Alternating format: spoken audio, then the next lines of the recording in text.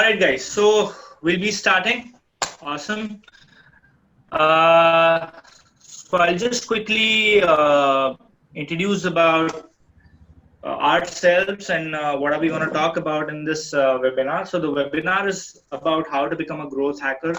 Rohan Chaube is basically the speaker of this webinar, and I am Harshit Gupta. I have with me Arpit Khurana as my co-founder. So we run a company called NSDM India. We are a 5-year-old company into education. We specialize in digital marketing training, and now we are into growth hacking training as well as AI for marketing training and data science. So we help people to upskill themselves with the cutting edge technologies. All right. So this is what we do, and we've been doing since 5 years now. So I'll talk about Rohan a bit. Just a second. Yeah. So Rohan comes with a vast experience, and in fact, he's one of the most followed growth hacker in India. He's an author of the book called the Growth Hacking Book. He also hosts a TV, RohanChaube.tv. You can check out his channel. Other than that, he's been a consultant to many high growth startups. So, and in fact, he's one of the most popular face in the country about growth hacking. About myself, I'm one of the co-founder of NSDM, and I'm a growth marketing trainer. I am also a part of growth marketing. I do some part of consulting, as well as majorly I do training to startups as well as students, because that's my core domain. We are a part of a Singapore-based accelerator called Global Scale Up. So we kind of help their startups to advise and consult in growth hacking. So we have a portfolio of 20 startups across the globe. And so far, we've overall as an organization, we've trained 5,000 plus students. I have personally trained 2,000 plus students. I've delivered the same growth marketing sessions at IIM Lucknow and IIT Kanpur startup events.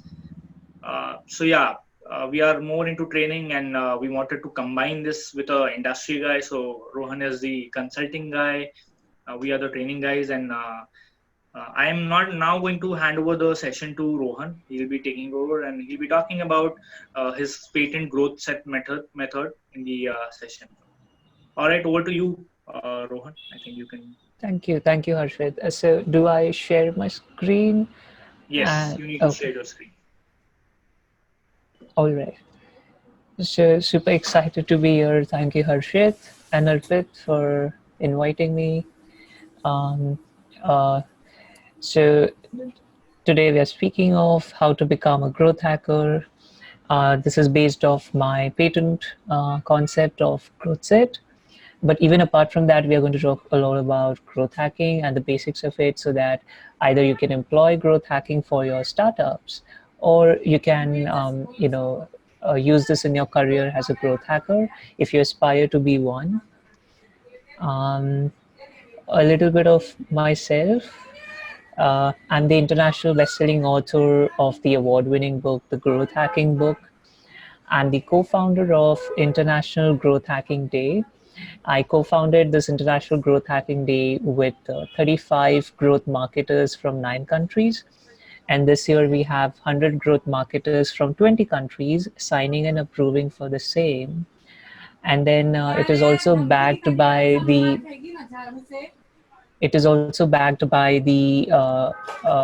Niti Aayog, the director and CEO, that is Amitabh Kant, has endorsed not only our book, but also the day.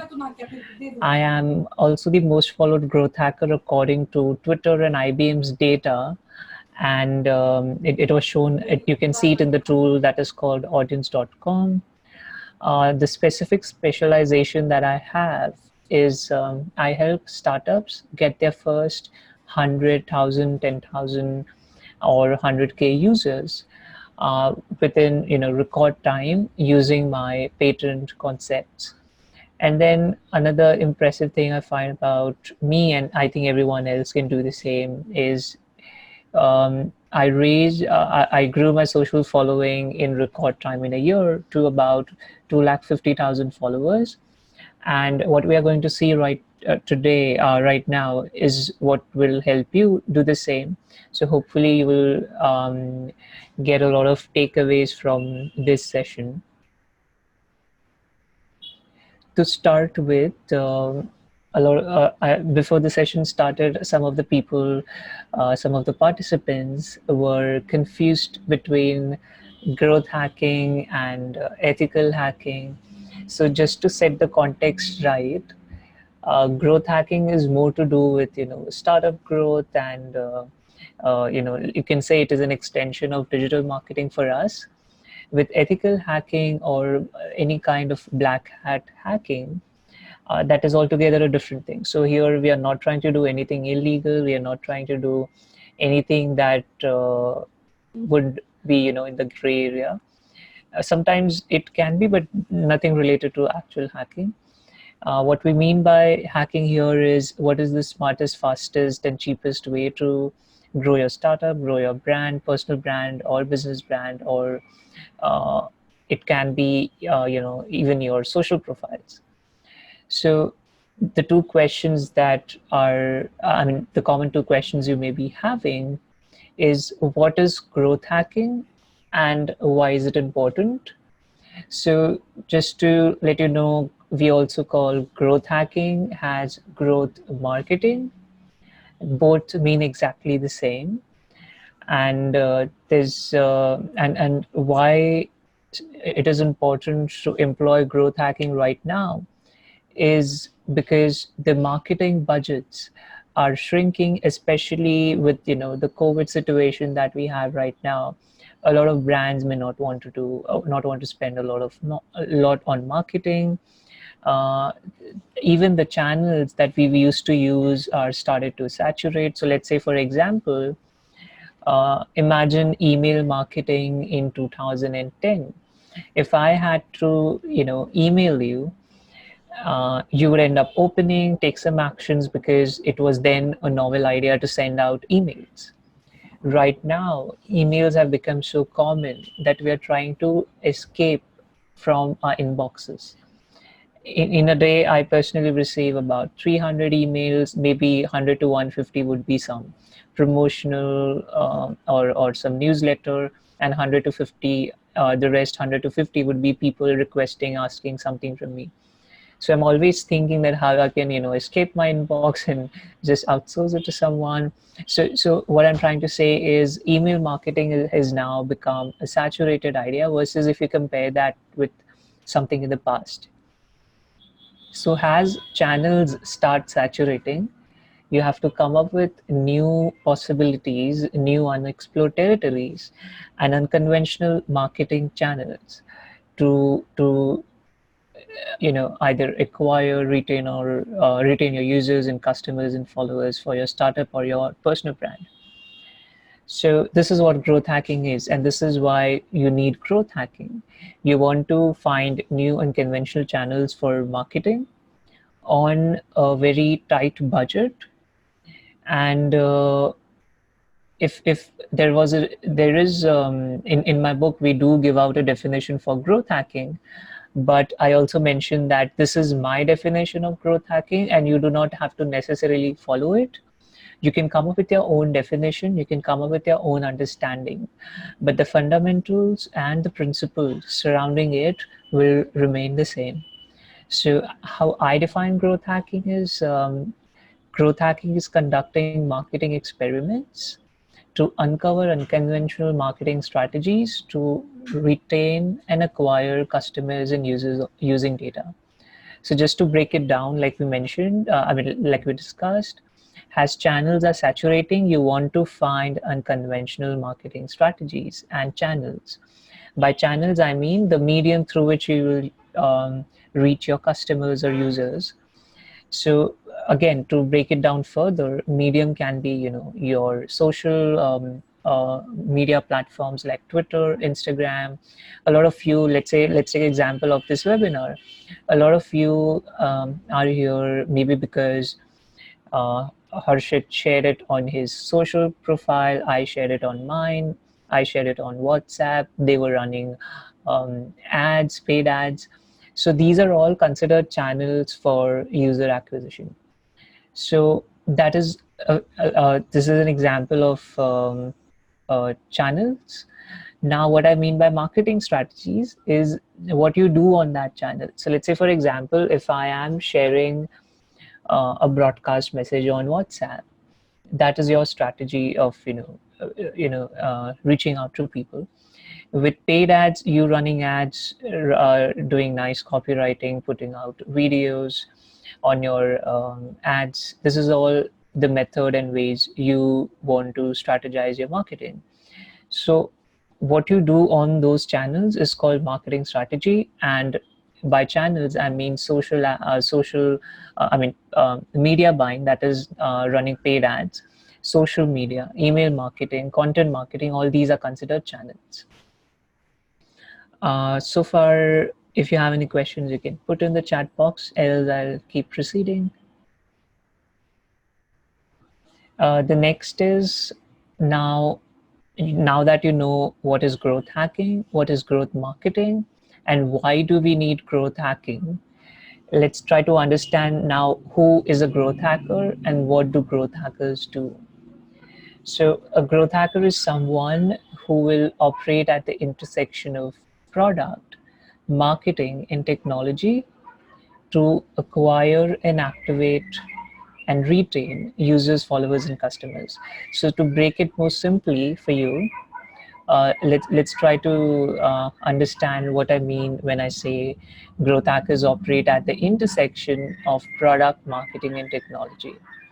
So when I say marketing, what I mean is uh, in marketing, we have two forms of marketing essentially. One is inbound marketing, and the next is outbound. What happens in inbound marketing is when people come to you. So let's say, for example, Harshit shared about this webinar on his Facebook channel, on his Facebook profile. And then if you approach him and you register from the link that he gave in his update, that is an example of inbound marketing. He did not come to you, you come to him.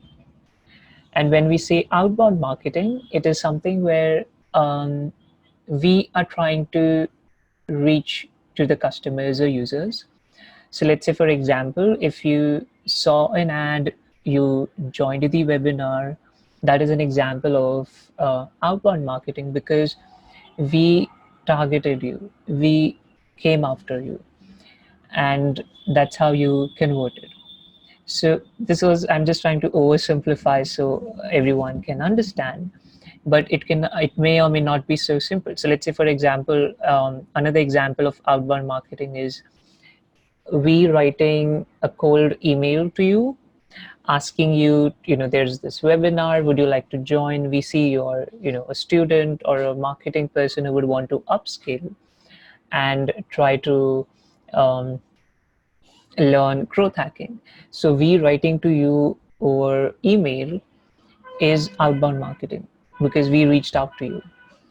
Whereas inbound marketing would be, let's say, if I wrote a blog post on growth hacking, and at the end of the blog post, I would have a call to action that if you want to learn more, you join my webinar, and that will be the CTA, call to action for the blog post. So because you are coming to me and I'm not coming to you, so it is inbound. So to just to oversimplify, inbound is anything where your customers and users come to you. Outbound is anything where you go to your customers and try to place an offer in front of them. So marketing is essentially having these two, inbound and outbound form of marketing.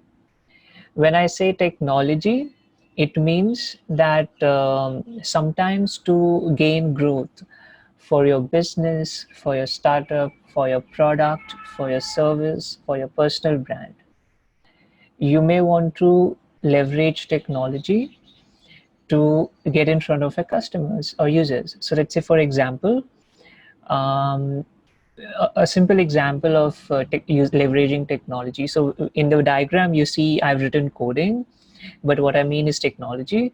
So sometimes you may want to be, creating your own tools, writing your own code, writing your own scripts to leverage a particular channel or platform to drive growth. Uh, to give an example, my recent case study comes from Hong Kong. An Hong Kong-based startup wanted to launch an app in India, and they were aiming to get their first 1 lakh users. A part of our strategy was to reach out to people via either targeted ads or SMS or influencer marketing. So while I was while I was searching for influencers on Instagram, I realized that a lot of people have business accounts on Instagram, but they do not necessarily have like a business. They are more of an influencer or a regular person trying to get Instagram analytics. So they connect their Facebook pages to their Instagram account to turn it into a business account. So that helped me, come up with an idea that what if there are, like we know, there are millions of Indian users on Instagram already, and if I want to get their phone numbers and email addresses, we could simply collect from there. So we created a custom tool for this startup to get the emails and phone numbers of their followers. And that's how they started contacting either via running custom ads, custom audience ads on Facebook and Google, or um, running SMS marketing campaigns. So this is how you leverage technology. The next is product. I'll give me a second.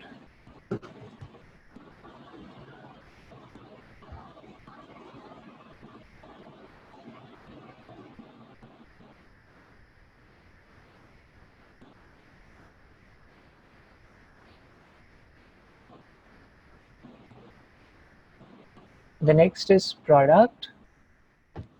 So what happens at the product level is that, let's take example of a product like WhatsApp.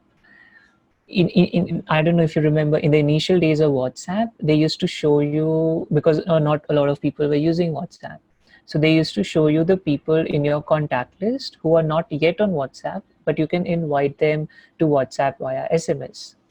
So this is a form of, adding a referral system on inside your product. And this is a growth hack on the product level. So the growth teams from these companies like Facebook and WhatsApp and LinkedIn are all always thinking that what we can do to produce that network effect wherein we invite our friends to their platforms, and this is and all these hacks are applied at the product level. That's why I say that growth hackers also operate on the product level. So I hope that clears the understanding why I say growth hackers operate at the intersection of marketing, technology, and product. So a lot of people had questions like, if a digital marketing and growth hacking is similar. Of course they are, but then the overlap here is only the marketing section of it. So the inbound and outbound marketing that we spoke about. Digital marketers may not necessarily um, be bothered with any form of technological implementation to foster growth, or to look into the product side of it to see what can be done to gain more users and customers.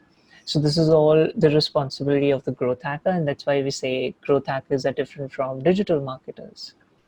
And for you as a growth hacker, your responsibility is to find new growth hacks that you can implement.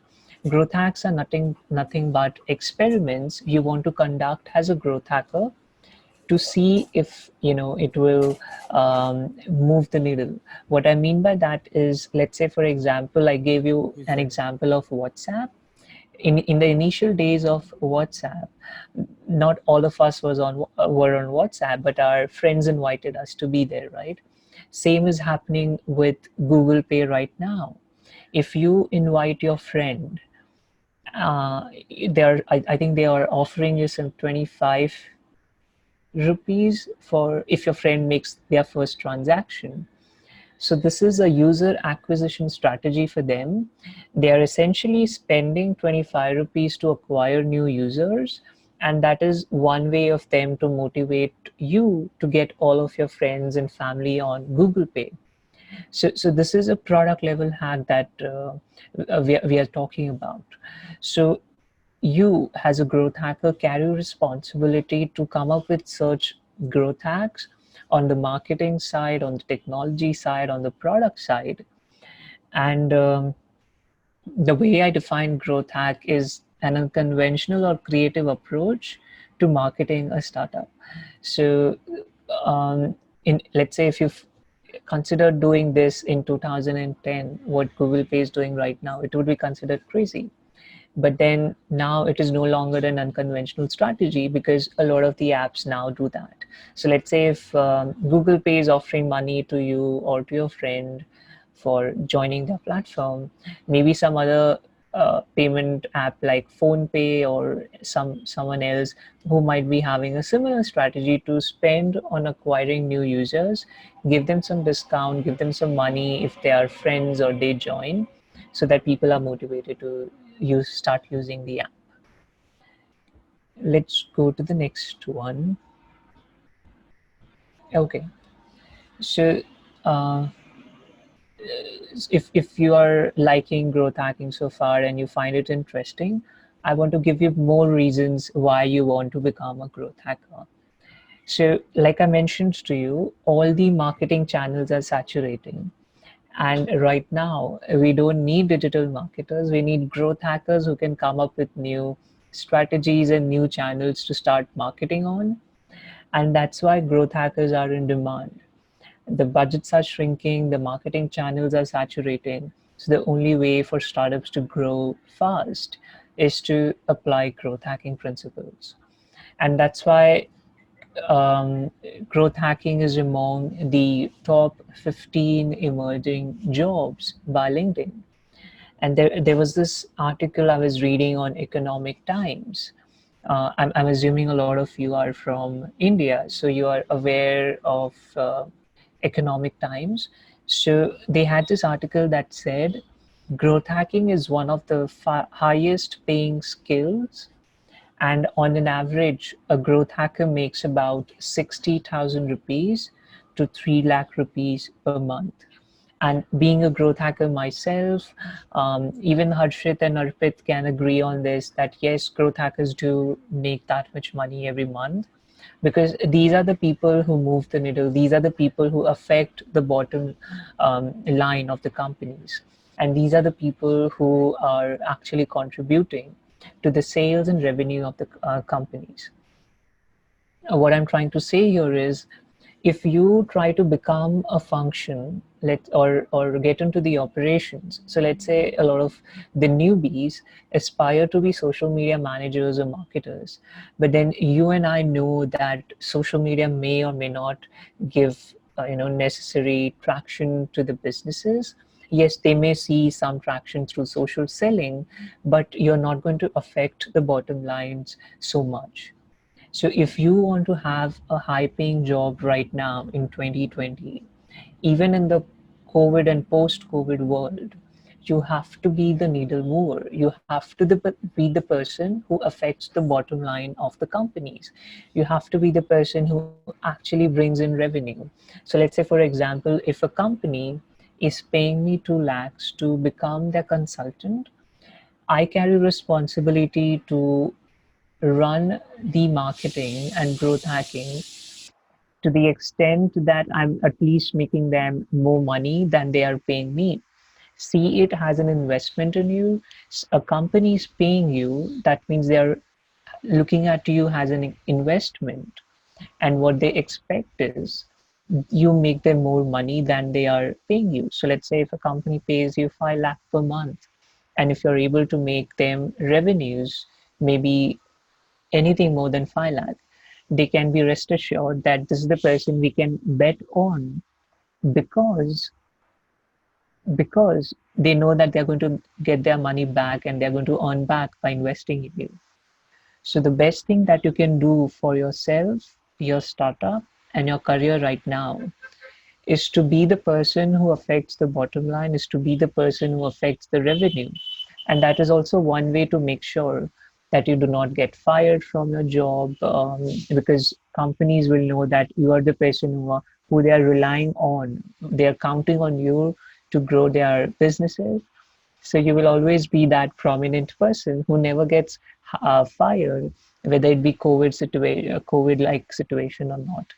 So I think this gives you an idea of why you may want to become a growth hacker and why all these skills are so important for your startup and your career. The next is, what is your job as a growth hacker? Let's say if you now have if you decide to become a growth hacker, what will you do to what actually your job will be, and what will you be suggesting the companies that you will be working with?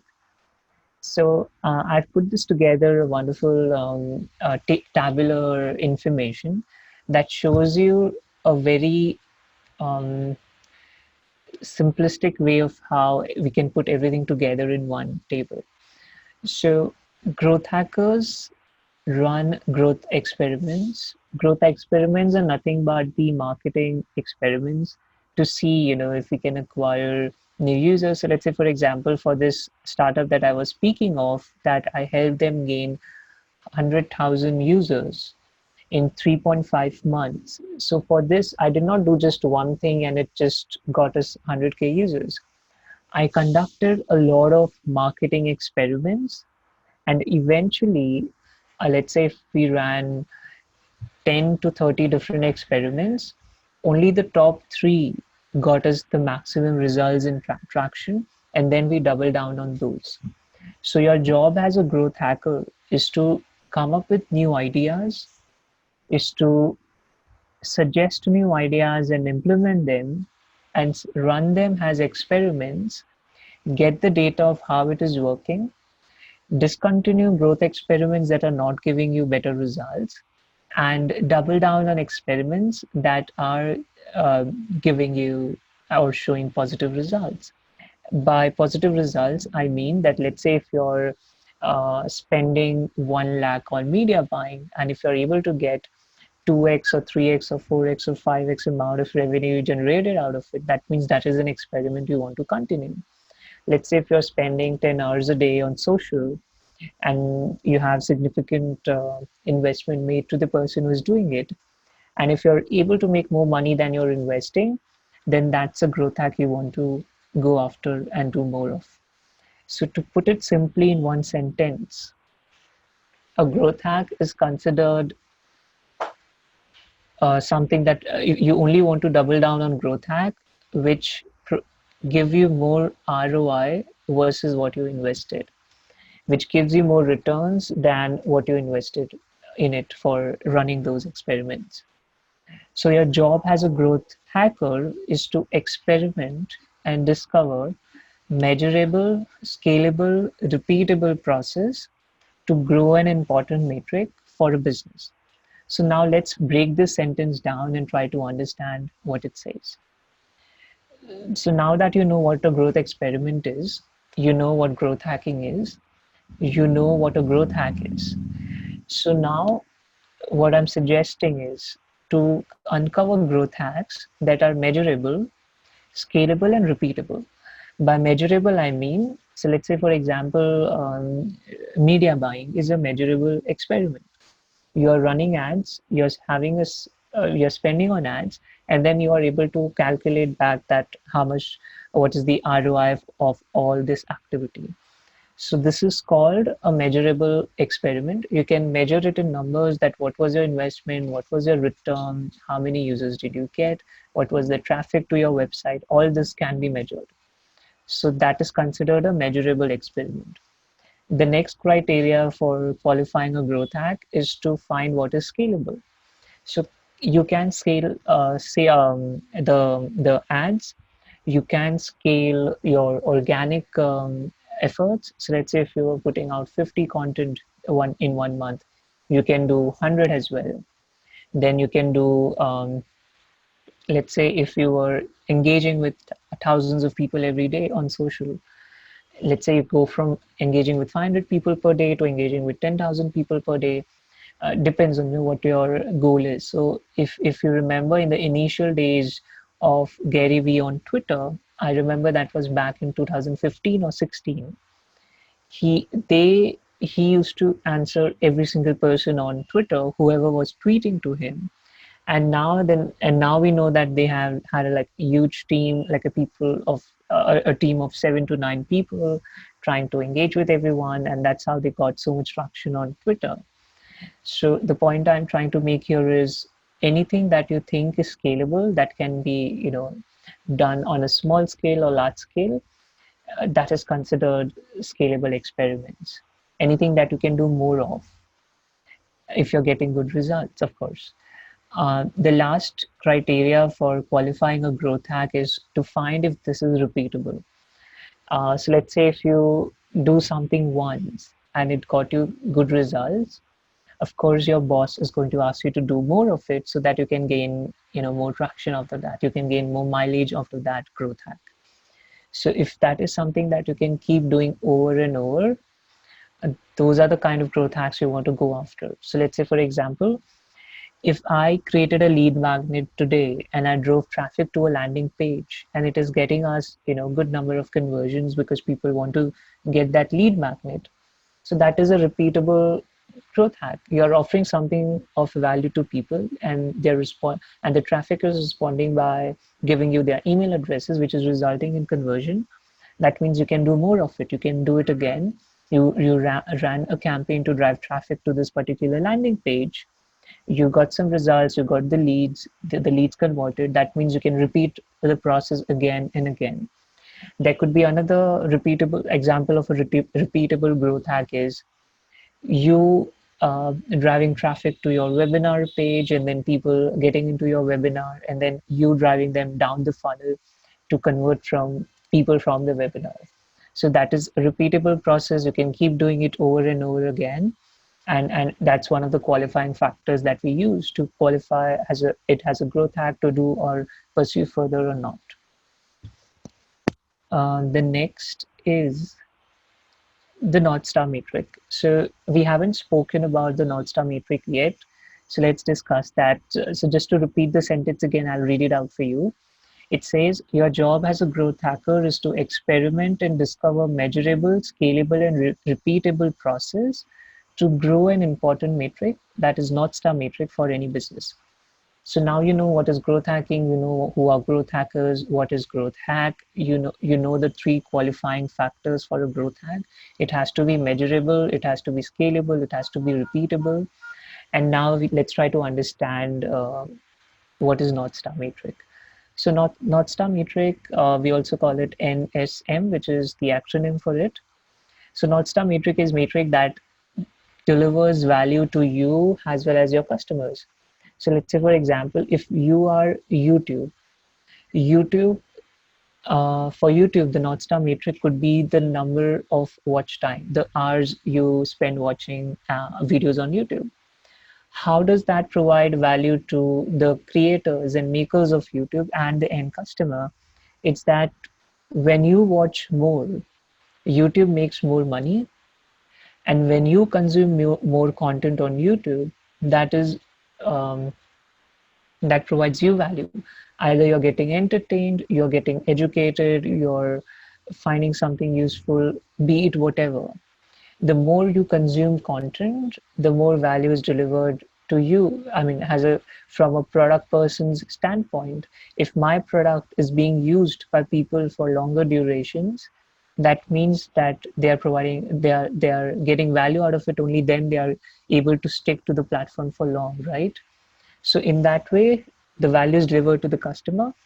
How watch time delivers value to the product guy, that means the YouTube, is that the more content you consume on YouTube, the more money they are making out of you. So NMS and NSM is North Star metric is a metric that delivers value to you as well as the product maker. Another example could be you may have heard of a platform called Quora.com, where you can ask questions, you can answer question, and the North Star metric for them is the number of questions answered. So let's try to understand how it delivers value to the person who made the product, the company, and the end user. So if more questions are answered, that means more and more users are served. If their questions are getting answered, that means the users are finding solutions to their problems. The users are finding answers to their questions. So that is delivering value to the users. On the product side for the company, if more people are asking questions and the more questions are answered, that means the more money they are making. So NSM is nothing but a metric that delivers value not only to the product maker but also to the end consumer, and this one metric is responsible to grow your revenues and affect the bottom line of the company. So another difference between digital marketers and growth hackers is that unlike digital marketers, we do not chase vanity metrics, and we try to stick with the North Star metric. We try to go after just one important um, measurable metric that affects everything else in the organization. So I think that pretty much helps you understand the first statement. The second is the difference between a growth hacker and a digital marketer is that growth hackers work at all stages of the AA, triple R funnel. So now to help you understand what is funnel, what is AA, triple R funnel, I've created this table. But before we get into that, let's understand funnel.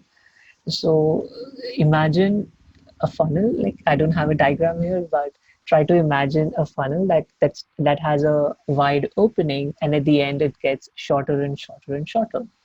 So the wide opening, let's say, is you're driving traffic to a website.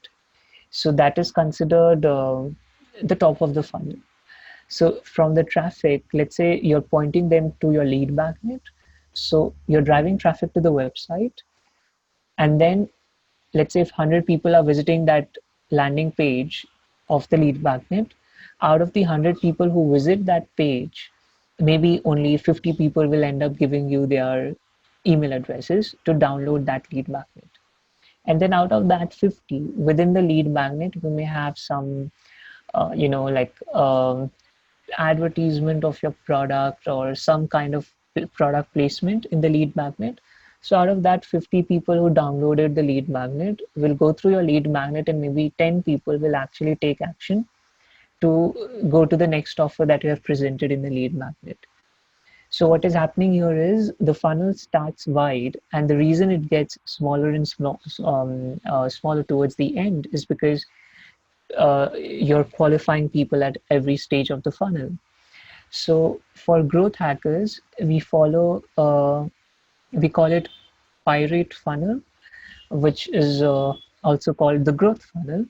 And this is one funnel that I specifically stick to and not try to not try not to overcomplicate things.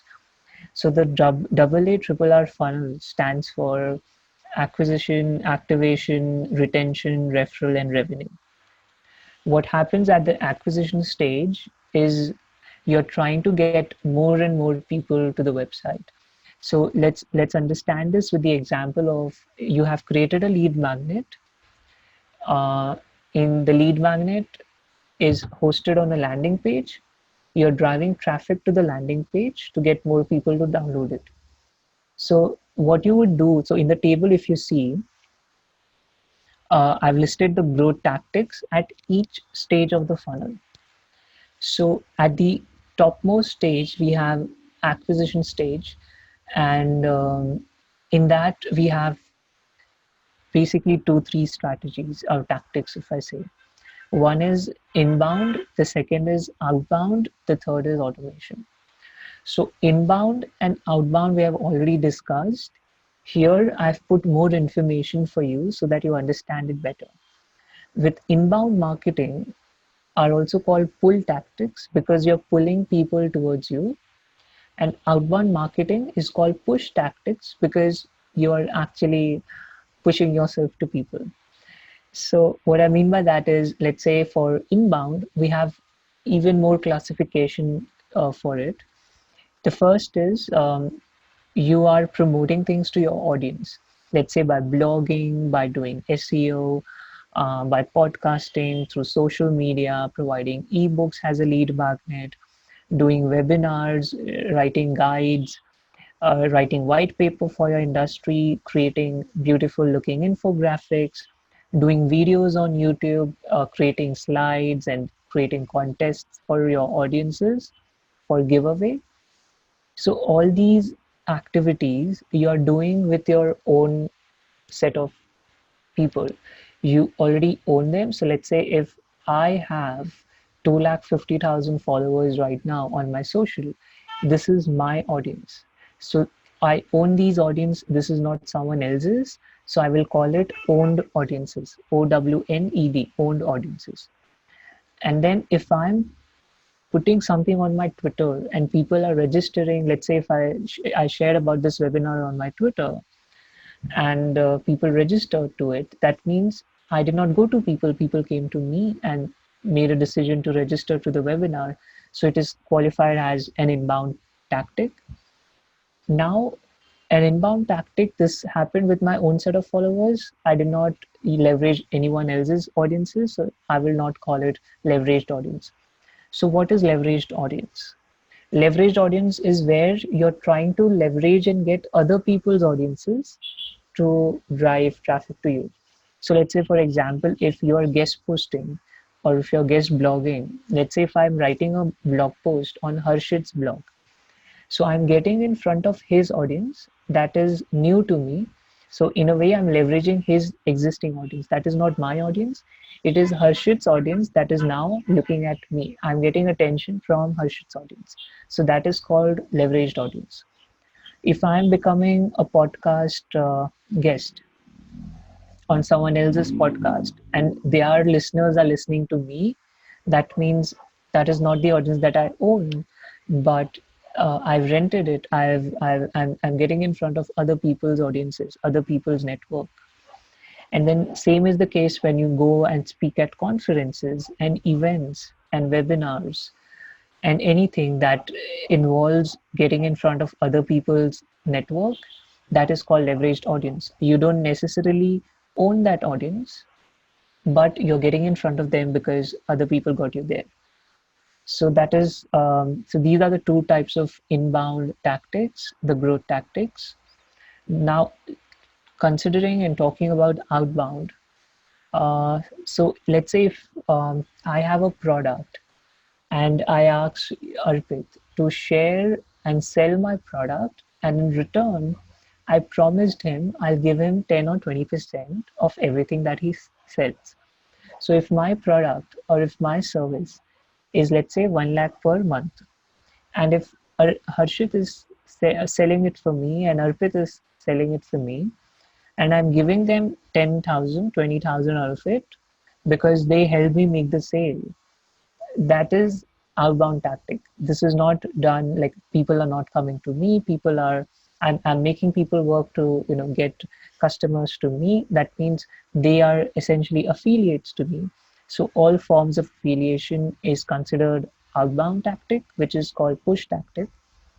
The next is direct sales. If I come to you directly, or if I write to you directly asking for a sale, proposing my offer, pitching my services, pitching my product to you, that is another outbound tactic. The next is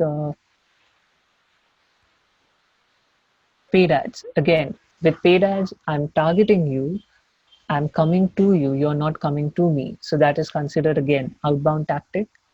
And lastly, promotional swaps. So let's say, for example, I have an email list of 35,000 people. Harshit has an email list of 50,000 people. Uh, I say to Harshit that you promote me to your email list, I'll promote you to my email list. Because essentially we are writing to people, we are reaching out to people. That is again considered outbound tactic. Harshit, are you here?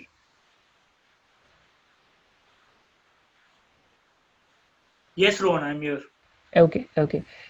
Just give me a minute. I'll drink water and come back. Sure. Guys, you have any questions, you can ask me on the chat box. I'll be happy to answer.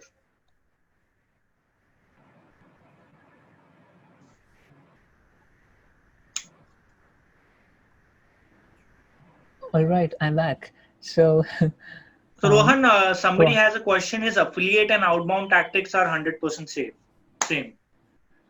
Affiliate and outbound. Okay, so affiliate is inside outbound tactics. So let's say, for example, when I say affiliate marketing is an outbound tactic for companies and products and services, that means consider it like a hierarchy. Like there is outbound tactics, and within outbound tactics we have affiliate marketing, direct sales, paid ads, and promotional swaps. So it is a kind of outbound marketing tactic. Does that answer your question?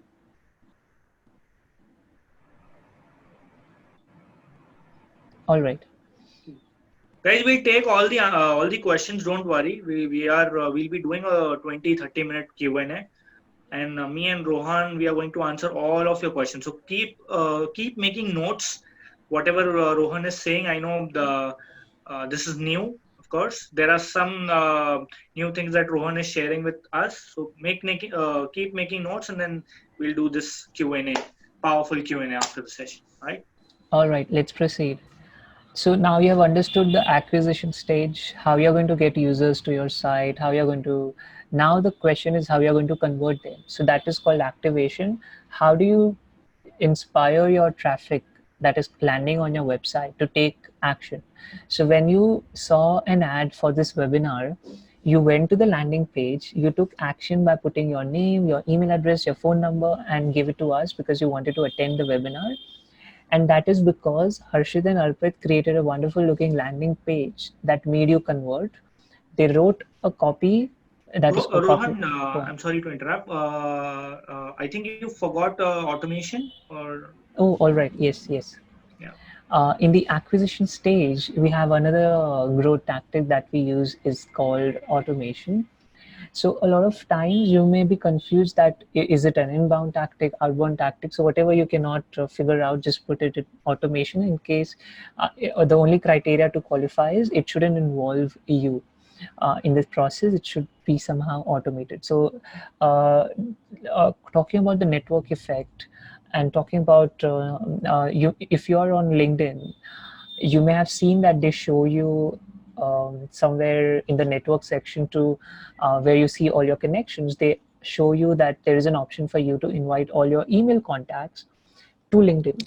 Similarly, if you're on WhatsApp, they show you to invite your contacts that are not on WhatsApp yet. So an invite is sent via an SMS.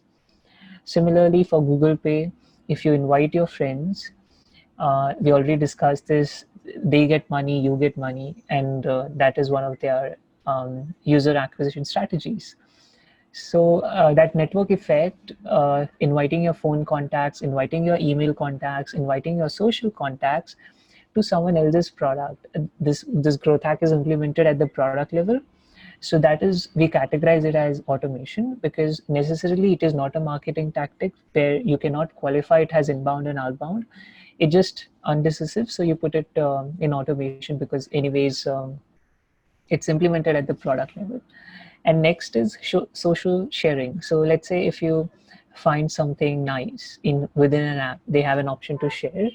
So that itself is you inviting people to the application or product by sharing it with your friends. So that social share buttons that you see within the apps, that is another example of automation tactic. Another one is API integration. So a lot of platforms seem to be connected. So let's say, just taking an example of, there is this platform called Product Hunt. So if you create any new products, you can launch them on sites like Product Hunt. So if you're not aware of Product Hunt, it's okay. What happens there is, let's say if I'm the maker of a product and I want to share it with people, to the makers community, to get feedback from them. So I go and share it on Product Hunt. So one of the mechanisms that Product Hunt had previously was, I think they still have it. You can sign in using the social profiles. So I can sign into Product Hunt platform using my Twitter account. And because I signed it using my Twitter account, my Twitter followers who are also on Product Hunt will automatically follow me. And this is possible. This is all possible because of the API integration. So essentially what they're doing is they're helping me connect with my Twitter friends also out of Twitter on a Product Hunt on the Product Hunt platform, because they have integrated the API of Twitter. So these are the tactics that are usually done at the acquisition stage. Now at the next stage is, like we discussed, you saw an ad that was an outbound growth tactic. You went to the landing page for this webinar. You put your trust in us. Thank you so much. and that happened because Harshit and Arpit wrote a wonderful copy for the landing page. They created a beautiful looking landing page. They put call to action buttons. So call to action buttons are buttons, let's say when you go to the landing page of this webinar, at the end they showed you a button, reserve your spot. So reserve your spot is that call to action that we are talking about. And then so all these are activation strategies, and activation strategies only work when acquisition strategies are have successfully performed. So because paid ads performed well, you went to the landing page. Only then we were able to convert you and invite you to the webinar so that we can deliver value to you. So activation strategies only come after the acquisition stage. A lot of the times you may have also seen some products give you the free version of their software. So let's say, for example, I made this PPT using canva.com because it's just simple to quickly put text and design it. So a lot of you may already know Canva. It's like a designing tool. I made this PPT using that. So what Canva does is they have one free account and one paid account. With free accounts you get all the basic features, and with the paid account you get some premium features that the free account does not have. So the reason they have such free accounts, we call these products freemium, because they have a free tier but they also have a paid tier, so a premium tier. So that's why we call them a freemium. So with the freemium products, it is a activation tactic, because they are then trying to get people who cannot afford the product right now, but that is done with the hopes that in future people will find Canva. Let's take an example of Canva. I will find Canva useful, and at the end I'll end up paying, maybe because I wanted to unlock some premium features. So these are all the things. The discounts and everything is done to use it as an activation tactic.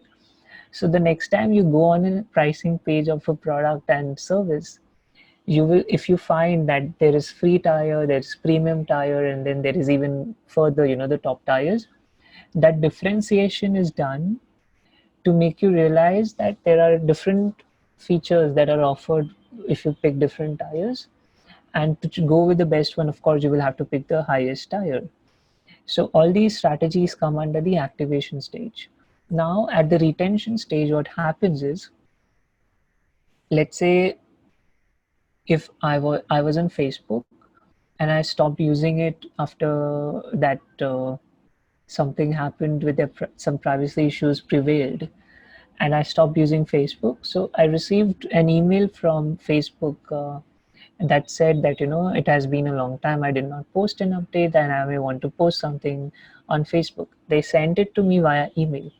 So now these product companies are tracking us, and they know that we have not logged into the account for a long time. So they send us an email to trigger us to come back to their platform.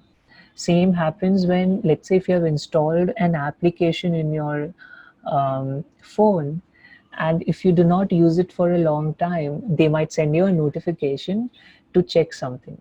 Let's say, they will say that, let's say there is a news application you did not open for a long time, and they might send you a push notification saying, these are the latest news of the week. These are the biggest, news and developments happened this week or today.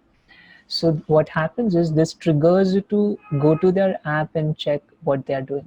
I mean, go to their app and come back to start using it.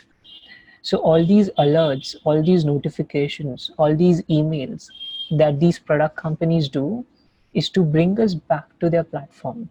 So you, as a growth hacker, if you are, let's say, working on growth hacking an app, a product, or a platform like Facebook, a social platform, or anything, any platform, you can always utilize email marketing and the notifications in the mobile apps to get the inactive users to come back to your platform.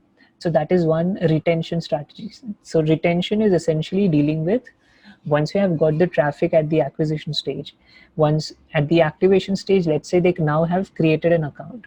Now at the retention stage, now that people have created account on the activation stage, now you want to retain the people, the users who have come to your platform. So imagine you were Facebook. I acquired you through some inbound, outbound, or automation tactic. After acquiring you as a user, I'm getting you activated. So acquiring in the sense that you visited Facebook, you created an account at the activation stage. Once you have created the account, I noticed that now you are a user and I need to retain you as an active user. So I will keep, trying growth tactics to get you to be active on my platform. And these are the retention strategies I will use to help myself to retain you on my platform. So other retention strategies are, let's say, let's talk about UI UX. If Facebook is delivering you absolute world-class UI and UX, UI stands for user interface, the buttons and animation and colors that you see on your screen while using an app, and UX is the experience that you have while browsing these apps.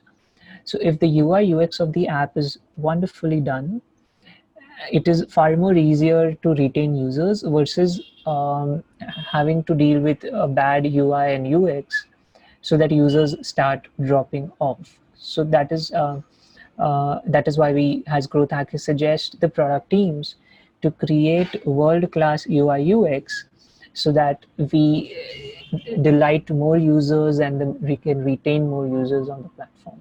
No one wants to use an app that has all the bugs and does not look beautiful while using. Another thing is, again, the community building. So talking about Facebook. Facebook itself is a platform for connecting people. And the reason you continue using Facebook is because you have your own network to keep in touch with. You have your own community to keep in touch with. Arpit and Harshit have their own Facebook group that they want to keep in touch with, and they want to nurture and they want to grow their Facebook group. So the reason, so the platform has given them a reason to continue using Facebook. And that is, again, a retention strategy, because we are building our communities on third-party platforms like Facebook, and that's the reason we continue using them. So the goal for you, the goal of a growth hacker is to keep bringing people down the funnel. The funnel is the acquisition stage, activation stage, retention stage that we have extensively spoken about. The last two is referral and revenue. Referral also, we spoke about that, how people invite their friends on their platforms. Let's say if I'm using Facebook, in the initial days of Facebook used to show us a panel where we could invite our phone contacts to Facebook, our email contacts to Facebook. So that is referral. When I start liking the platform, I'll start inviting my friends to it. If I like Google Pay, that's why I was inviting my friends to Google Pay. I want to talk to my friends on my WhatsApp app. That's why I'm inviting my friends to WhatsApp. So that is the referral stage. When you delight users, when you delight customers, they want to refer you to other people. They want to refer you to their network. And the last is revenue. So of course, if you are in, so there are only two ways talking about the Facebook revenue model. As a user, the more time you spend, the more money that they make. And also from the business standpoint, we use Facebook as a form of marketing channel, and then we spend a lot of money on ads and everything. So Facebook makes money out of that. So revenue stage happens when you have already surpassed the acquisition, activation, and retention. Once all these stages are concretely done and qualified, then you can think of the revenue. Then we will start generating revenue. The same is with an app. So let's say if Arpit created an app for us, for this community of thousands of people, and the app only has two revenue models, or maybe I don't know, three. One is they show you ads on the app so that they make money from the application by having you as a user. The second is they charge you money on a subscription model so that they make money. So these are the two tactics that they can use. And if the app is delivering value to us, if they are teaching us digital marketing and we want to continue using the app, of course we will pay Harshit and Arpit to do that. So that is the revenue model. So once they have acquired us on their application, we saw that there is value generation happening. That's why we signed up to it and we are retained users of their application. Now we want to pay Arpit and Harshit because they are delivering us immense value. So that's how you convert people throughout the funnel. You're bringing people down from top of the funnel to the bottom of the funnel. And digital marketers, most of the digital marketers do not do this. They focus more on the top of the funnel, that is the acquisition stage.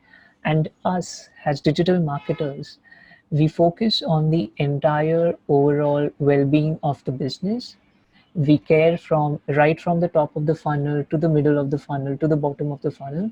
We care about acquisition, activation, retention, referral, and revenue, everything. And that's what differentiates us from digital marketers and growth hackers. Next is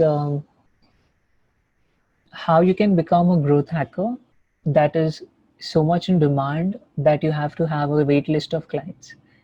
So this often happens with me, and I'm sure that's the case with Arpit and Harshit and everyone here as well, who is exceptionally good in what they do. We often get so many requests, and we often get so busy with those requests, serving our clients and customers and users, is we have to keep a lot of people on the waiting list because we can only serve so much people at one time, right? So how you can become that growth hacker that there is so much demand for you, everyone wants you, and everyone wants to work with you. The only way to become that world-class growth hacker uh, is to relentlessly work on your growth set. So growth set is a concept that I came up with, and we launched a book the last year based on this concept. It's called the Growth Hacking Book. 35 growth experts from 9 countries contributed to the group. I'm making and releasing the part 2 of the book this year.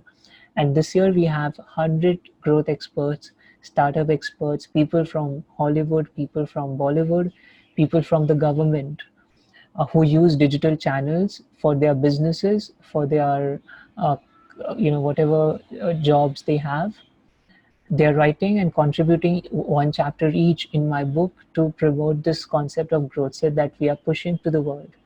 The vision that I hold is there will be a point in time in future when every startup team would be based on the principle of growth set. Growth set is the foundational principle for startup success. A lot of startups fail. I was reading this report from Forbes. One of the top 3 reasons startup fail is because of the wrong team. They do not have the right team. So growth set helps you map the right team. Growth Set helps you find the right skill sets that you need for your team to have, the mindset and the tool set that you need to become successful as a startup. I represent Growth Set with a mathematical formula that says skill set plus mindset plus tool set.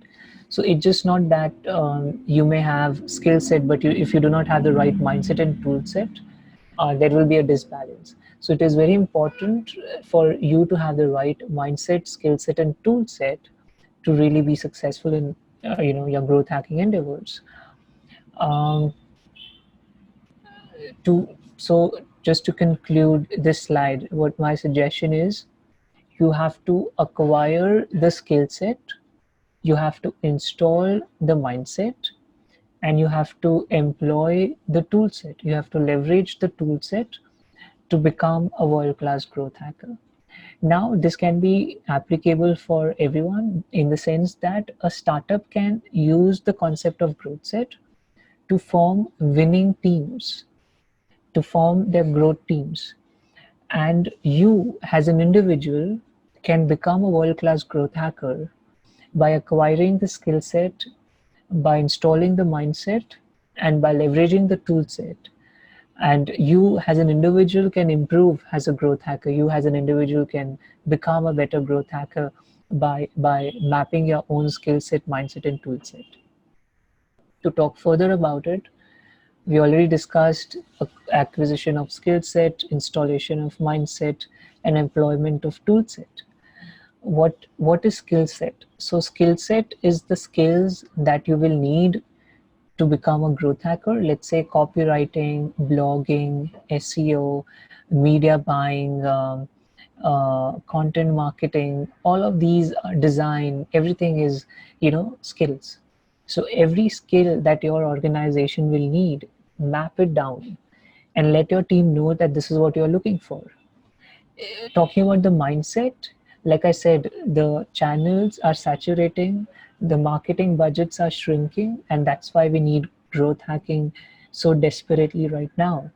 So having that mindset of we have to operate in a lean and mean way, we have to be agile with our delivery process, we have to always have a mindset of keep experimenting relentlessly, and just carry a growth mindset where you think and believe that everything is possible, there are possibilities, and you want to experiment and explore those possibilities.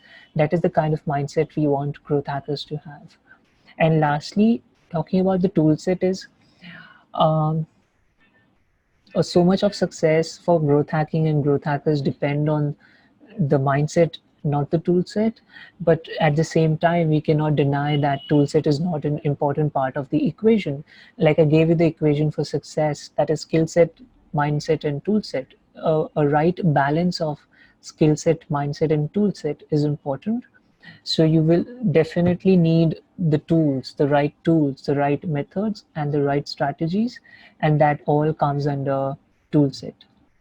Lastly, like I said, growth set is the foundational principle on which successful startup teams are built. Even if someone is unaware of the concept of growth set right now, if you go and ask to the unicorn startups, they will all be able to tell you what exact skill set they are looking at, what exact tool set they are looking at, and what exact mindset that they are looking at. It's just that we are putting the formal documentation of the concept right now, but it has been done and followed over and over again by all the tech giants.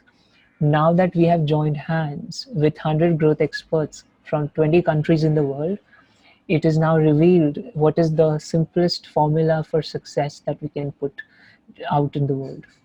And that's my mission with what we are doing with the books and these kind of webinars, when I'm joining in and educating people.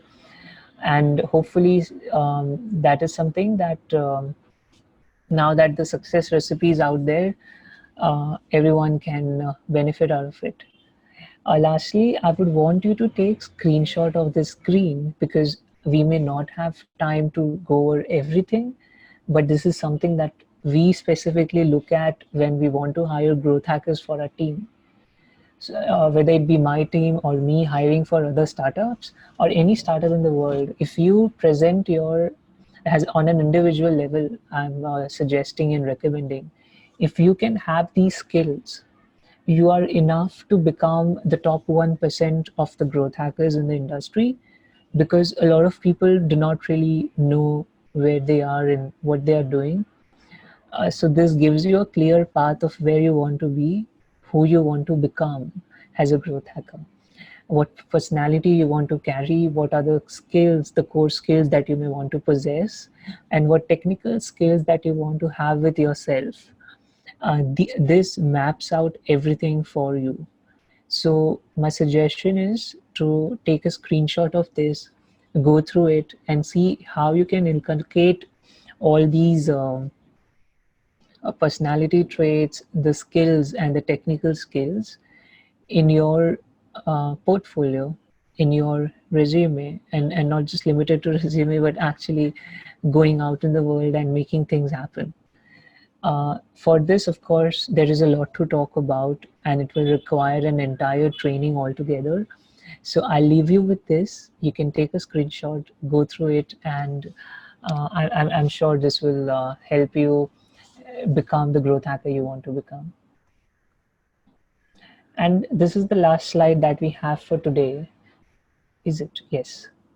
So now you would be asking, how do I exactly become a growth hacker? For that, there are only 5 things you can do right now, right away. One is spend time reading as much as possible of growth hacking, about growth hacking. That means that I'm not suggesting that you read other people and then try to implement what they implemented. I'm suggesting that read other people so that you can understand where they're coming from, how they are thinking, and how they're making things happen, which direction you want to think. So the more you read, the more you will get to know. And the good thing with our industry is that, unlike Bollywood or cricket or politics, where everything happens behind closed doors, no one teaches you how to do politics, right? You only learn from the few people. No one is making YouTube videos to say how politics is done, how to enter in Bollywood, how to play cricket. Sachin Tendulkar is not making a YouTube video on that. So the good thing with the digital marketing and growth hacking industry is that we are all here to help you. We are all here conducting webinars, doing YouTube videos, doing social media updates to all educate and teach each other. And that is something, so it is very easy to learn everything that you want to. The second is find people who have been there and done that. So people like me, people like Harshit, people like Arpit, people who have actually run growth experiments for large scale companies and made them profitable. If you search our names on Google, you will find all the case studies. We are the people who have been there and done that. So you want to work. So I'm not suggesting you have to come to us. You can seek mentors from everywhere and try to catch hold of people who have been there and done that and learn from them. The third is cultivating growth hacking mindset. Like I told you, you want to always keep experimenting. You want to always explore the unexplored territories. You always want to uncover the possibilities that other people have not found yet. And lastly, experiment and find your own growth hacking strategies. So a lot of things that has worked for other companies may not work for you. So let's say what worked for Uber in some other country may not work for Uber in this country, in India. And what worked for someone else may not work for you. So you have to always keep tweaking, and you always have to come up with your own stance on how you want to do your experiments, what experiments you want to do. And lastly, try to understand marketing and analytics as much as possible. It is a vast field, and you have to always keep learning. And that's why I say keep understanding. So with this, we come to an end of the my session. And just to summarize 3 key points that I want you to remember out of this. Let's say if you were if you were already into startups and digital marketing, you understood a lot of the concept that we talk about. But in case you are a beginner and you really want to take away something from this webinar, you can take away these 3 points. What is growth hacking? Growth hacking is conducting marketing experiments to uncover unconventional strategies to acquire and retain users using data. And I've broken down this definition to you in a very simplistic way by helping you understand each and everything from this definition, so you understand this by now. The second is What is your job as a growth hacker? Your job as a growth hacker is to move visitors down the funnel. We talked about the AARR funnel. AARR stands for acquisition, activation, retention, referral, and revenue. We talked about specific growth tactics to do in each of these stages. So now you are well aware and well equipped with knowledge. And lastly, how do you become a growth hacker? To become a growth hacker, you have to work relentlessly on your growth set, the concept that I've introduced to you. And the 5 things that I shared with you right now, that is actionable and you can do it right away. And lastly, acquire, and like I want to repeat what we have already spoken about, acquire the skill set, install the mindset, and employ the tool set. So with this, we come to the conclusion. Happy to take any questions you may have. Thank you so much. And the best way to connect with me is to Google me, and you will find everything. Thank you so much, Rohan. Hi guys, can you hear me? I think I'm pretty much clear now. Yeah. Thank you so much for the powerful webinar, Rohan. It was really, really insightful. Now, guys, I'm gonna take 5 minutes. All right, I'm gonna take 5 minutes, and I'm gonna show you something. We have a product for this, so I'm gonna pitch it. Yeah.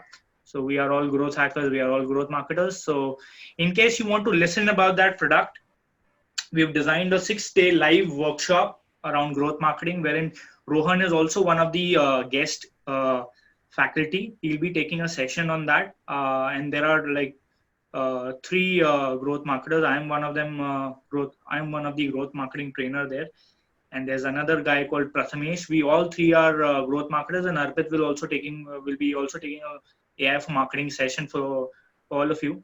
So I'm going to talk about that product right now for, let's say, 10 minutes, and then we are going to take a Q&A session with Rohan and myself. So I'm just going to share my screen.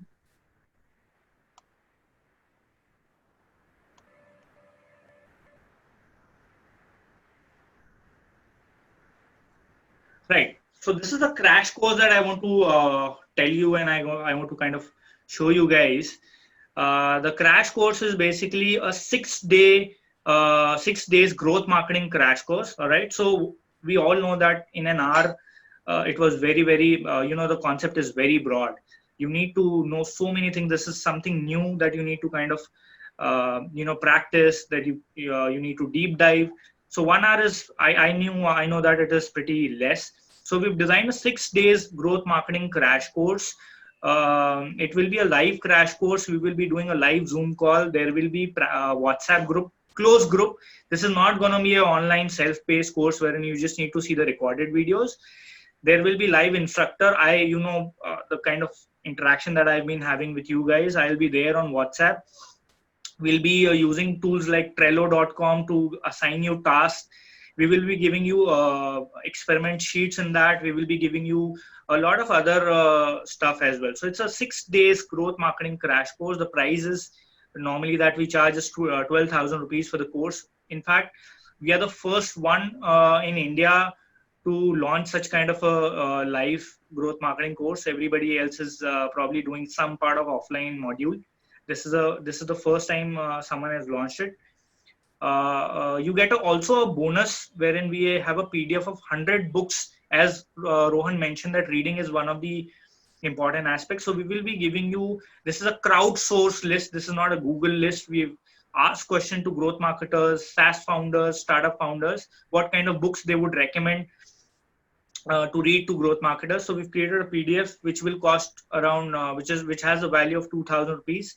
There's another bonus that we are giving, that is 20 premium growth hacks. So you will receive an ebook that will have 20 premium growth hacks that you can take inspiration from, and you can also implement it for yourself. And then there is another bonus. That's the third bonus.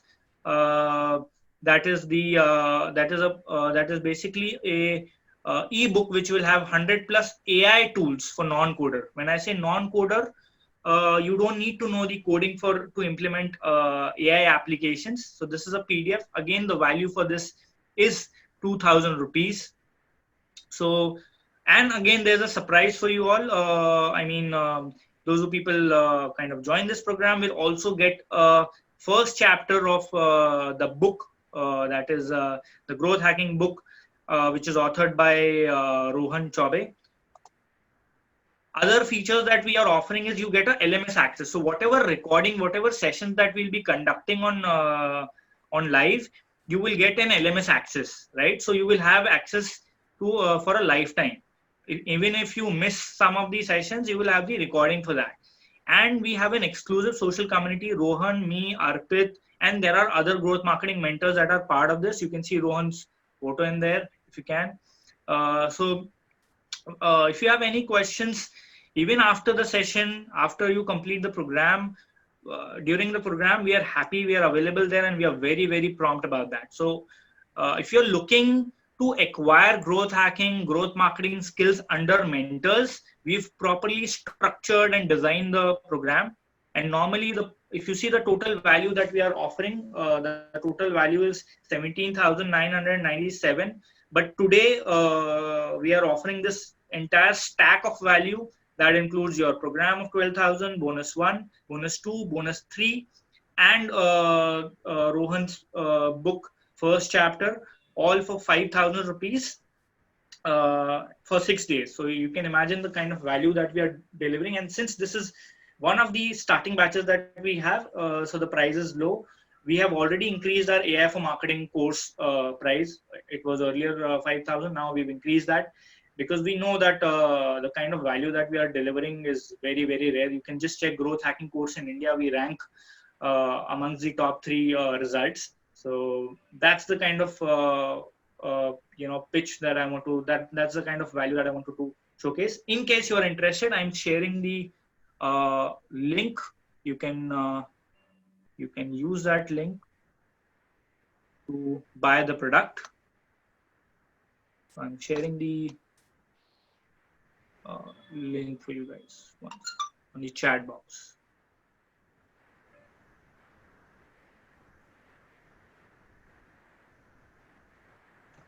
Yeah, so I've shared the link. I'll be also sharing this URL on our WhatsApp group so that you can buy the product. You can do it if you want to kind of buy it today. This offer is only available for today. We don't usually offer these many bonuses. It's only for people who have stayed so far, attended the webinar, stuck with us for like they've been paying attention for 1 hour. So that's the kind of offer from us. Now, if you have any questions, you can ask us. We are happy to answer. Type in your questions.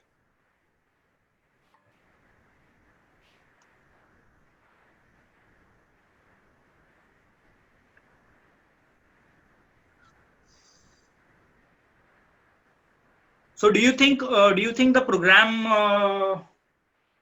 will be helpful for you? You can type in yes if you're interested in kind of understanding the program. It's a 6-day program. We cover what is growth hacking, what is growth marketing, acquisition, activation, retention. Everything is covered, and it's kind of basically practical based, right? So we will be deep diving with lots of examples.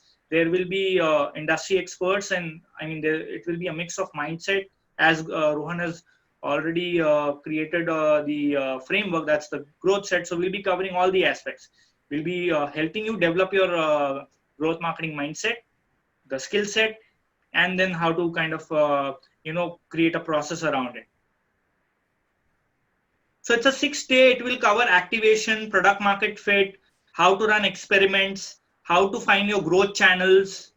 No technical expertise is required. Let me tell you, we are going to teach you from basics. No technical expertise is required. We will be covering from basics. We've been running digital marketing, so we understand that what kind of background that non-coders have. I am a non-coder myself. Arpit is non-coder, and I think Rohan, what about you? Are you a non-coder as well? I write pseudocodes. So pseudocodes, just for people to understand if they think that there is any technical requirements. No, there is not. You don't have to be a coder or programmer. I myself do not know how to code, but I write pseudocodes. So pseudocodes are codes that you write in English, like normal English language. So when I tell you step 1 is to click the button, the step 2 is to write this. So that is considered pseudocodes, and I've built my SaaS products and companies all by writing pseudocodes like this. Awesome. All right. So I have questions. Let us. Okay. Let me take questions one by one. I see. Hi, sir. Rohan has a question. Is there any scope of automating whole ARR process using algorithms? That's one of the question, Rohan. Would you like to answer? Sure. So a lot of things can be automated, but there has to be a setup and framework. And so let's say, for example, let's say if you're acquiring people on automation, that happens, right? So let's say if you set up some social APIs and you are getting people to your driving traffic to your product or landing page or website or whatever you have, you can drive automated traffic in the sense that you're essentially automating the process of lead generation. I think that's what you mean. So once the process of lead generation is automated in some way, the activation stage again would be something that you have to put efforts in. So let's say, for example, you cannot escape by not creating a landing page, not having to write any copywriting, not having to write any copy.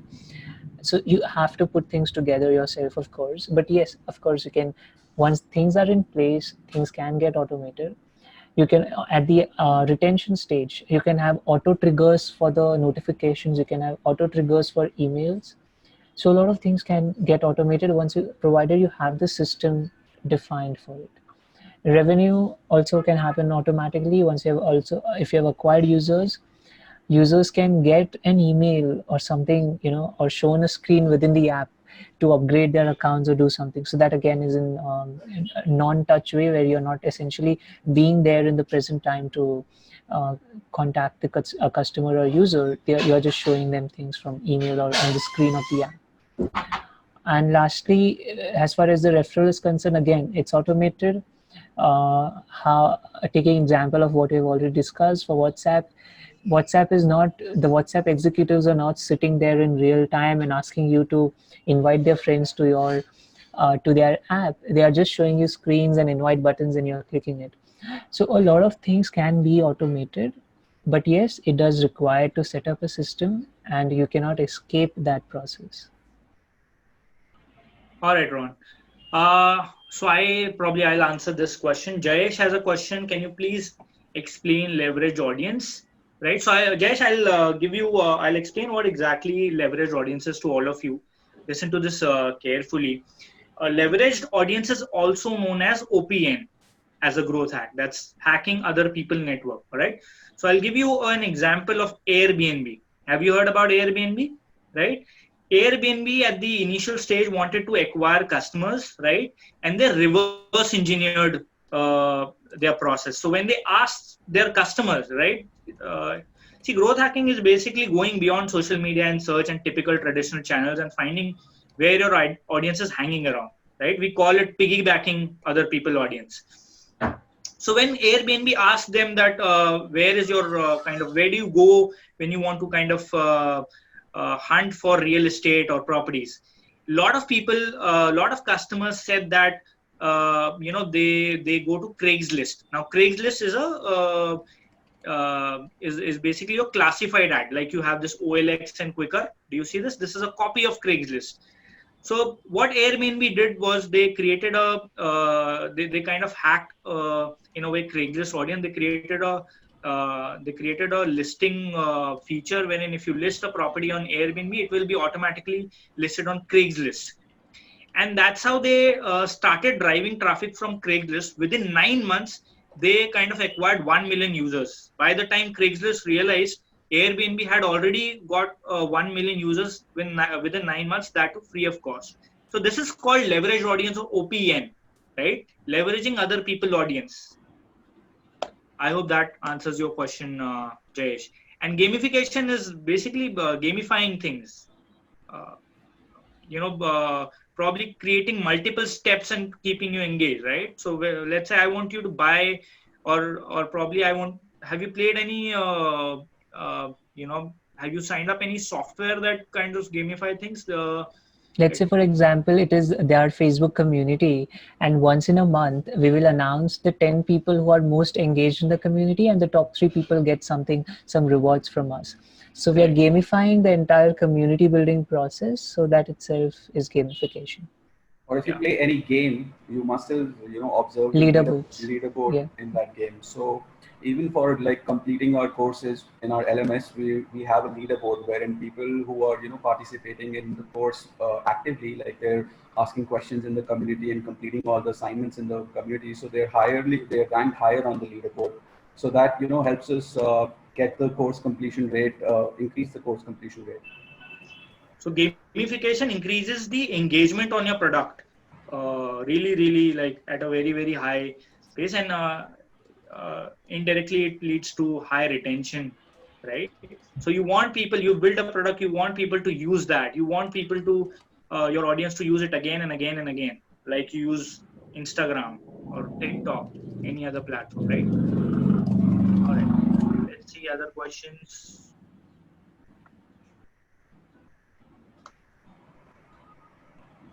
Do you have placement assistance to help as a part of the course? Smita, this is just a crash course. So this does not have a placement assistance as such, but we can surely, if we kind of identify that you have already digital marketing skills and you've acquired a growth marketing mindset, we surely have as a company, we have a lot of recruiters who are hiring from us.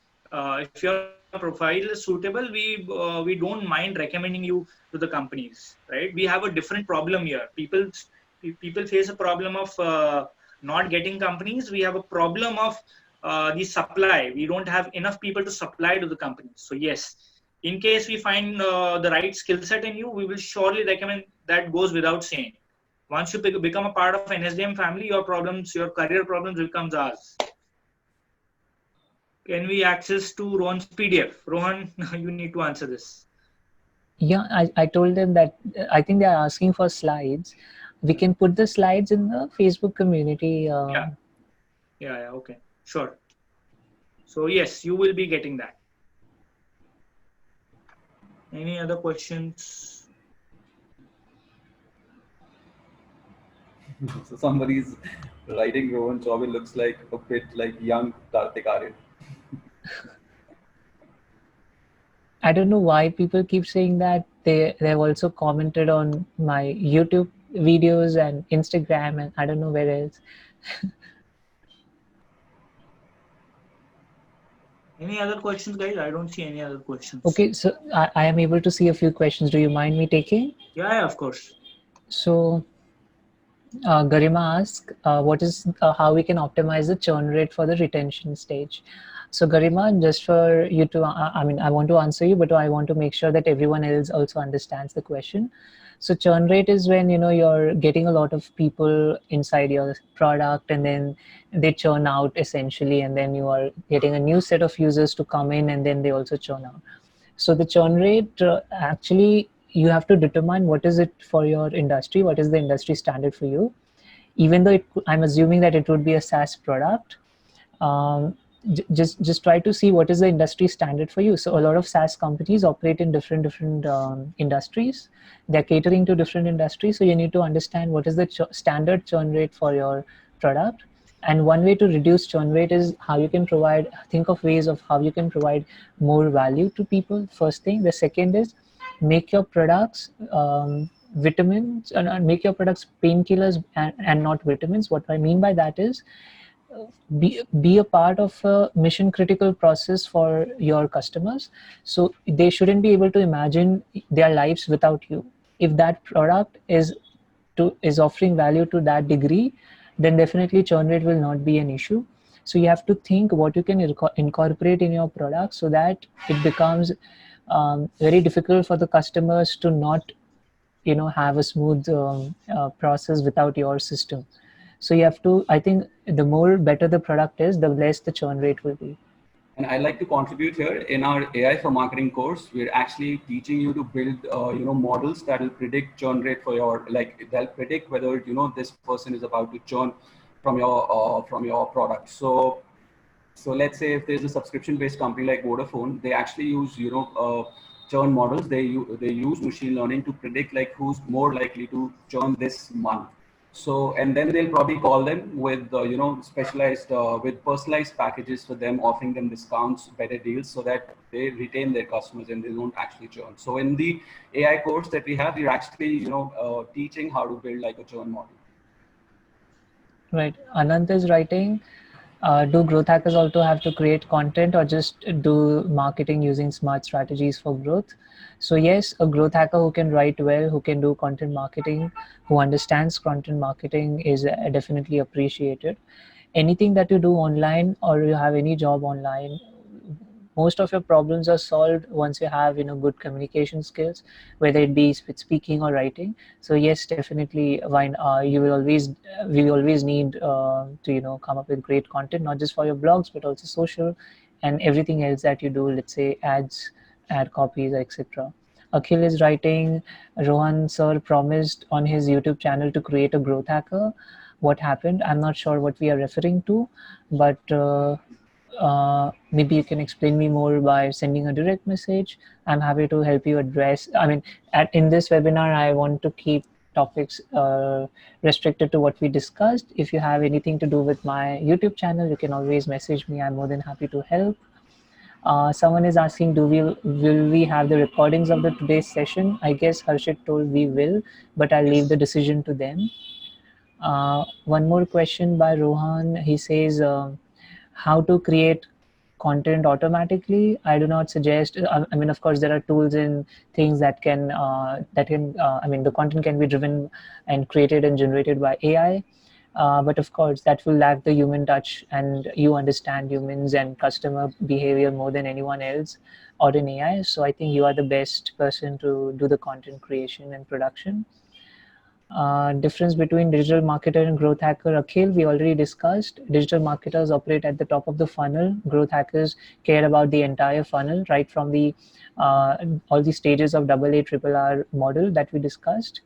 Also, growth hackers, digital marketers do not, growth hackers operate at the intersection of marketing, product, and technology, like we discussed in the slides during the presentation, and growth hackers always operate just on the marketing side of it. I hope that answers your question.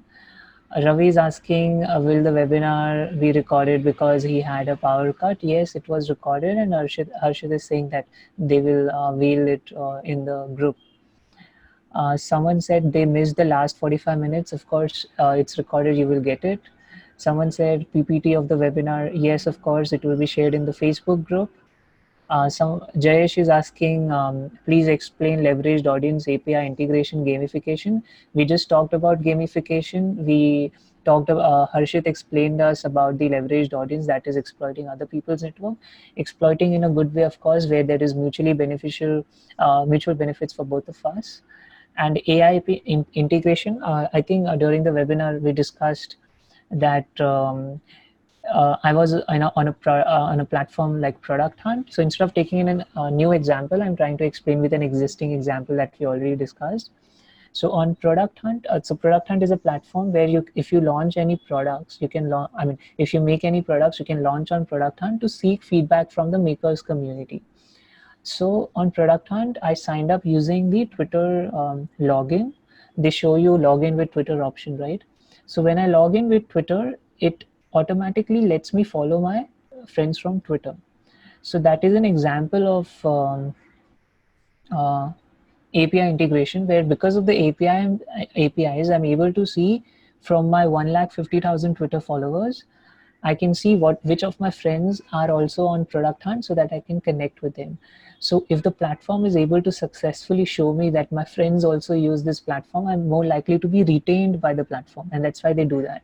So that is an example of AI integration.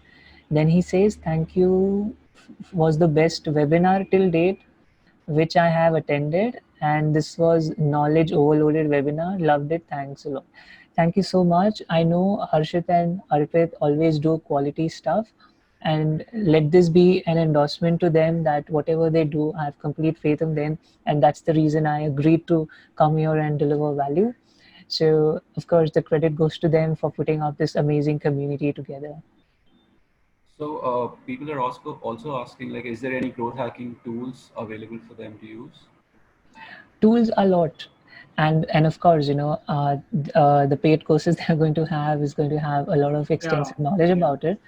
But then just to give you an overview, tools could be anything. Let's say, for example, if I'm using something for designing, like a very simple presentation we did right now, it is possible through tools. If you're running some, let's say, media buying campaigns, there are specialized dashboards to do that. There are lots of tools to do that. So we are living in a world right now as marketers where there are more than 10,000 martech tools that we can leverage. But what are the tools that the experts are recommending? What are the tools that the people who have been there and done that, those people are recommending, that you need to follow? So I think that information is, of course, available on Google. You can search us and see what are the tools that we usually talk about. That's a part There of the could be program courses. as well. Yes, We'll be the covering, courses. I will be sharing like almost a list of 50-60 growth hacking tools. Wonderful. So that is the tool set that Harshit has. So you can go with someone who has been there and done that. You can discover what tool set he uses and you can just follow that. Raghavendra says, he meant to say, yeah, the product vitamins, not painkiller. Yes, I'm asking you to make your products a painkiller and not a vitamin. What I meant by that analogy is that when you eat painkillers, it solves your pain. So you have to solve the customer's pain point, but you can skip vitamins. So let's say if I do not have my vitamin tablets today, it's okay, I'm not going to die. But if I do not have my painkillers, I might die of pain. So your products have to be painkillers for your customers. Your customers shouldn't be able to survive without your product. That's the kind of products that we are trying to recommend you to make. Someone has already taken your digital marketing course. Somebody was asking, I think Nagesh was asking how we can implement growth hacking offline. So Nagesh, I think, yeah, you've been asking it quite a long time. As see, the focus with the growth hacking is mainly on the mindset, right? So I'll give you a simple example. One of the olden growth hacks was a offline growth hack, right? You've heard about this brand called Colgate. We all know, right? It's a very, very popular example of Colgate, wherein their team wanted to increase sales, and a lot of like senior professionals, senior management, they said that let's increase the budget of ads, and that's how we can increase the sales. A junior guy recommended that can we instead of spending a lot of money on ads, can we try unconventional technique, or can we try increasing the nozzle of that tube, right? And they tested it, they experimented it, wherein they increased the size of the nozzle, and the consumption increased. And as the consumption increased, directly there was an impact on the sales. So this is one of the very, very simple example of an offline growth hack that people have used. It's been there since long, but the thing is, now there's a scientific approach process to follow it. I hope Nagesh, that answers. If you want to get another example of taking your offline people to online, it could be, I mean, because we're talking in the digital sense in terms, it could be that now Instagram and Facebook Messenger, everyone has that QR code kind of stickers that you can scan in your phone and then they get to connect with you. So in your visiting cards, you can put and print those QR codes and those follow stickers from Instagram and Facebook Messenger. So if you're giving someone your visiting card and they are scanning it, they are directly connecting you to your Facebook Messenger box, or Instagram follow button is clicked. So that is the kind of thing that you can do for taking people offline to online. Someone is asking, what is your top 5 suggestions for someone who is just starting out? I'll repeat my top 5 suggestions. One is read about growth hacking as much as you can. The second is learn from people who have been there and done that, people who have really grown companies. And the third is cultivate a growth hacking mindset, where instead of trying to find short-term solutions like what do I do to achieve X, try to think that how you can come up with your own growth hacks. How are other growth hackers coming up with their own novel ideas and unconventional strategies. If you're able to inculcate that thought process, so there will never be a point in time when you're running out of ideas and experiments to try. Lastly, that brings me to the other point, that is, come up with your own growth hacks, try different strategies and tactics. Share with us in the Facebook community what you tried, what results did you get. We all will, engage with each other, give you suggestions. And lastly, try to understand marketing and analytics as much as possible, because there's so much information out there, and there can never be a time when you can say that I know everything about marketing. So it's a constant learning process, and everything is evolving so quickly on digital channels. What LinkedIn was a year back has been totally changed. Every platform keeps changing, so the constant learning will remain something that you want to, continue learning, no matter how knowledgeable you already are. Any more questions, or are we done? I think that will be all, guys. If you have any questions, I am available on the WhatsApp group. You can ask on the Facebook community as well. I'll share the link. And in case you're planning to pursue a 6-day program, I can arrange a one-on-one counseling session for all of you, wherein if you have questions how to do that and how we are going to proceed further, I'll be happy to help. All right, I think thank you so much, guys, for joining. That will be all. Thank you so much, Rohan. Thank you so much for having me. Honored to be here. Rohan, thank you so much for coming. Thank you. I'm dropping off. Yeah. Yeah.